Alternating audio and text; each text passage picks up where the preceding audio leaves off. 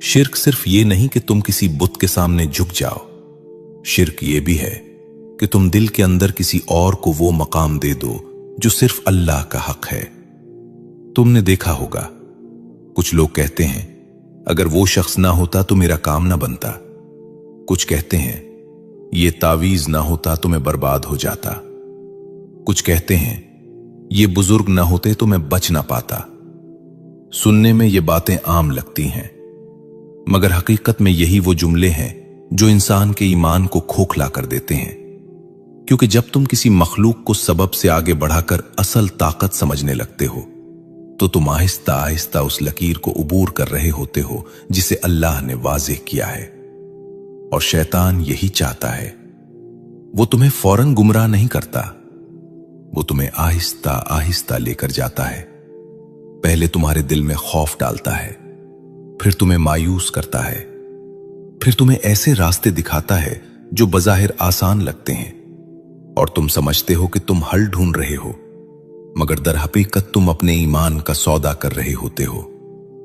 अब एक लम्हे के लिए रुक कर सोचो, अगर वाकई कोई जादूगर, कोई इंसान, कोई तावीज तुम्हारी तकदीर बदल सकता है तो फिर अल्लाह कहाँ है? क्या अल्लाह कमजोर है या तुम्हारा यकीन कमजोर है? यही वो सवाल है जिसका जवाब हर इंसान को खुद देना पड़ता है। दोस्तों, कलमा शहादत सिर्फ जबान से पढ़ने के लिए नहीं, ये दिल को जगाने के लिए है। जब बंदा सच्चे दिल से कहता है ला इलाहा इल्लल्लाह, तो वो सिर्फ इनकार नहीं करता, वो ऐलान करता है।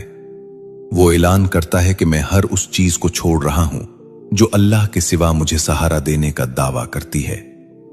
वो ऐलान करता है कि मेरा खौफ भी अल्लाह से है, मेरी उम्मीद भी अल्लाह से है, मेरा यकीन भी अल्लाह पर है। और जब ये यकीन दिल में बैठ जाता है तो फिर एक अजीब तब्दीली आती है। वही इंसान जो कल तक डरा हुआ था आज मजबूत हो जाता है। वही दिल जो कल तक बेचैन था आज मुतमईन हो जाता है। वही आंखें जो कल हर तरफ सहारा ढूंढ रही थीं आज सिर्फ एक दर को पहचान लेती हैं। और यही असल ताकत है। ये वो ताकत है जो किसी तावीज में नहीं, किसी जादू में नहीं, किसी इंसान में नहीं। ये ताकत सिर्फ उस यकीन में है जो कलमा शहादत इंसान के दिल में पैदा करता है। ये रास्ता बदल देता है, ये इंसान को अंधेरे से निकालकर रोशनी की तरफ ले आता है। मगर शर्त सिर्फ एक है कि तुम उसे समझो।